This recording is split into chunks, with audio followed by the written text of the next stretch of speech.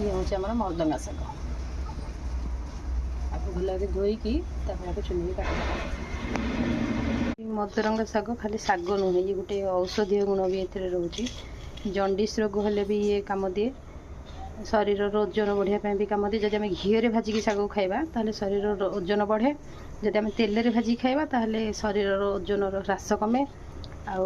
जंडिस पाइका भल रक्तहीनता भल आमर लेडीज मानकर चुटी उपड़ुची से भी भल माने बहुत उपकारिता अच्छी ये मर्दंगा शागरे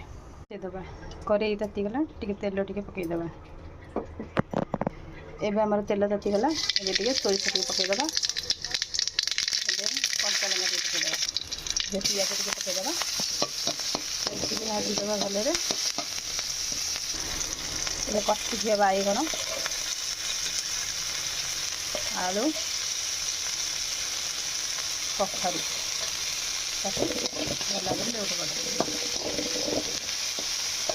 लुण